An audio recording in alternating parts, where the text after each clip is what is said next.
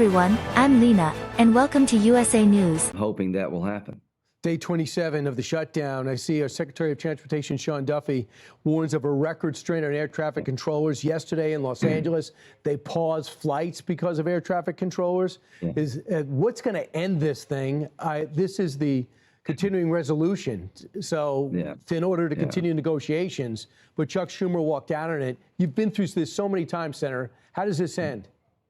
Well, I think it will end when enough Democrats see what they're doing to the country. I mean, flying is going to be more difficult.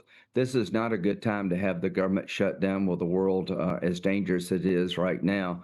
So I'm hoping that a group of Democrats will see that the best way to get a solution on health care is not to shut down the government, is to talk with Republicans with the government open.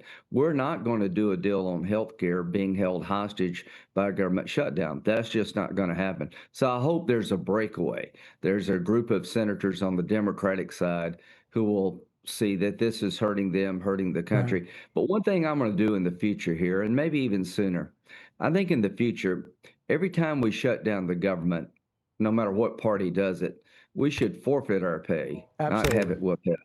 All right, lastly, every week the government shut down, we should lose a month pay. That would really matter. It would, because you don't do this to get rich. You do this for service, being in two places, you don't make a ton of money.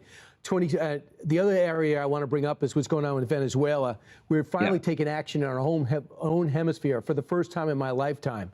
But what we're doing with drug boats and the pressure that we're putting on Maduro, who's an illegitimate leader of that country, who lost an election 70-30, is we're starting to pressure them.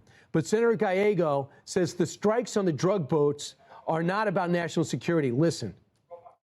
If this president feels that they're doing something illegally, then he should be using the Coast Guard. If there's an act of war, then you use our military, and then you come and talk to us first. But this is murder. It's sanctioned murder that he is doing. Is that how you see it? Sanctioned murder? You know, I think that's one of the most offensive and uninformed comments I've ever heard coming from a United States senator. To the men and women in uniform who are protecting us from narco-terrorists by blowing up these drug boats, you're not committing murder. You're following lawful orders.